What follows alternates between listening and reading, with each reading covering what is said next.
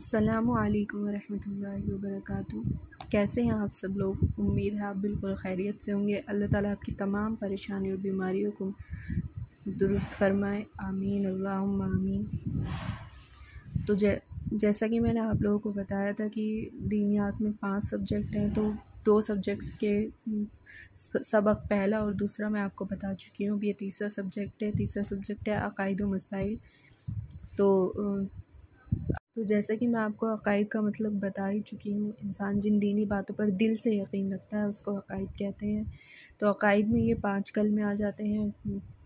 तो पहला कलमा तो ज़्यादातर हर मुसलमान को याद होता ही है, लेकिन हमें इसके मायने जानना भी ज़रूरी है, ठीक है। तो सबक नंबर 1 कलमा तय्यबा, ठीक है। ला इलाहा इल्लल्लाहु मुहम्मदुर रसूलुल्लाह। ला इलाहा इल्लल्लाहु मुहम्मदुर रसूलुल्लाह। इसका तर्जुमा है अल्लाह के सिवा कोई माबूद नहीं, हज़रत मुहम्मद सल्लल्लाहु अलैहि वसल्लम अल्लाह के रसूल हैं। सबक नंबर 2 कलमाए शहादत, अशहदु अल्ला इलाहा इल्लल्लाहु व अशहदु अन्ना मुहम्मदन अब्दुहु व रसूलुहु।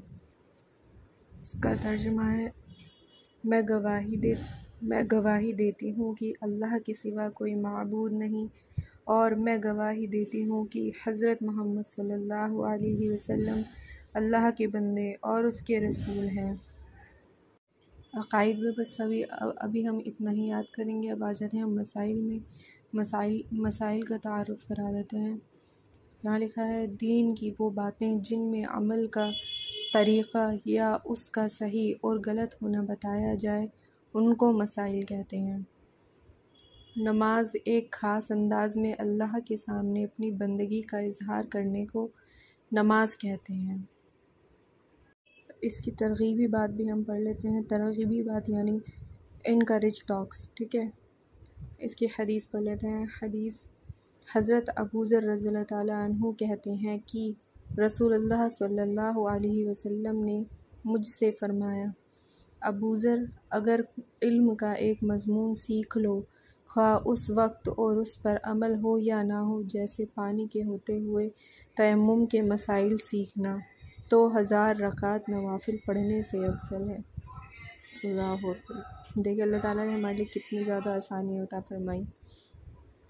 रसूलुल्लाह सल्लल्लाहु अलैहि वसल्लम ने फ़रमाया, अल्लाह ताला ने 5 नमाज़ें फ़र्ज़ की हैं। जो शख्स अच्छी तरह वज़ू करे और वक्त पर नमाज़ पढ़े, रुकू भी अच्छी तरह करे और खुशू से पढ़े, तो खुशू से यानी ध्यान लगाकर पढ़े, तो अल्लाह ताला के ज़िम्मे है कि वो उसकी मग़फ़िरत करे, और जो ऐसा ना करे उसकी अल्लाह पर कोई ज़िम्मेदारी नहीं, चाहे मग़फ़िरत करे चाहे अज़ाब दे। इल्म अल्लाह की बड़ी नेमत है। इसी के ज़रिए इंसान को ज़िंदगी गुजारने का सही रास्ता मालूम होता है और ज़िंदगी के हर शोबे में सही और गलत की तमीज़ होती है। इसी इल्म के ज़रिए हलाल और हराम की पहचान होती है।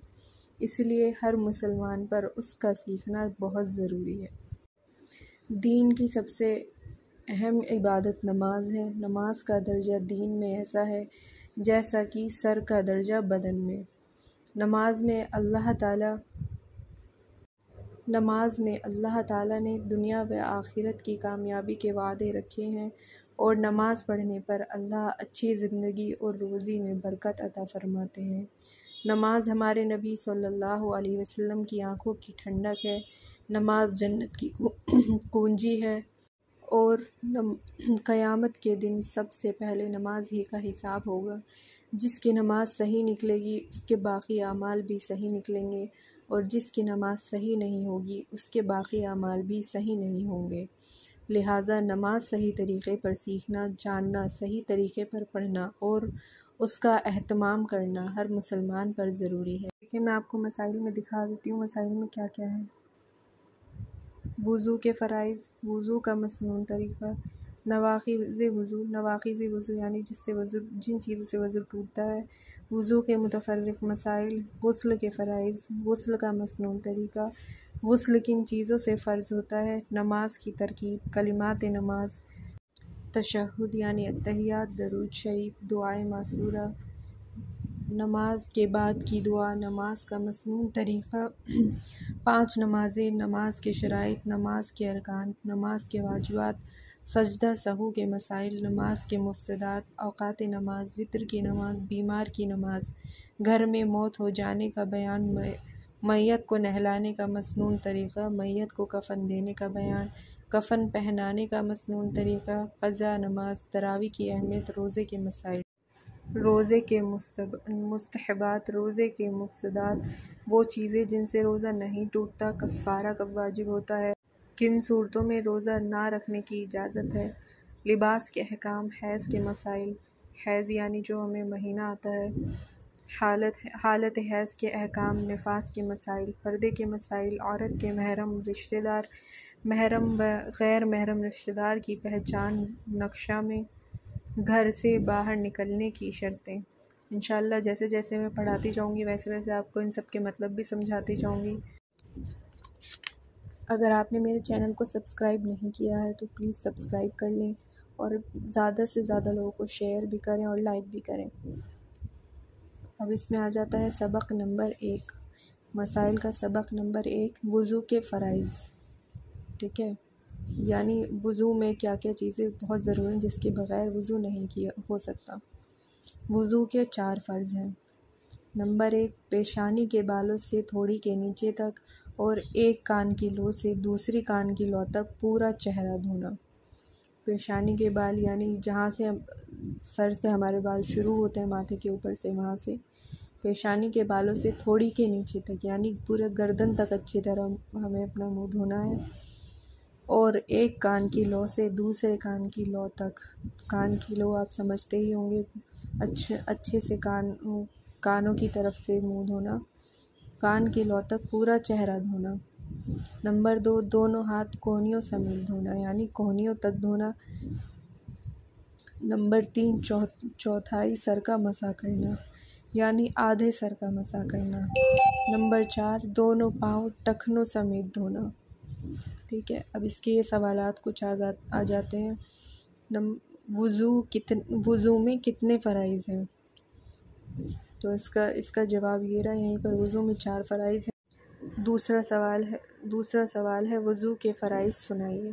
तो ये आपको सारे फ़राइज़ याद करने हैं और ये चारों फ़राइज़ और ये जानना हमारे लिए भी बहुत ज़्यादा ज़रूरी है, क्योंकि जब सही वज़ू नहीं होगा तो नमाज़ कैसी होगी। ठीक है, तो ये हमें अच्छे से याद करने हैं और इन्हें समझना भी है। अगर आपको कुछ समझ नहीं आता तो आप मुझे कमेंट करके पूछ भी सकते हैं। आज के लिए बस इतना ही। इंशाल्लाह मैं नेक्स्ट वीडियो में आपको इसका सबक नंबर 2 भी पढ़ाऊँगी। अल्लाह हाफ़िज़। प्लीज़ मेरे चैनल को सब्सक्राइब कर दीजिए, लाइक कर दीजिए और शेयर भी कीजिएगा, जिससे ज़्यादा से ज़्यादा लोग इसकी मदद से अपना इल्म बढ़ा सकें और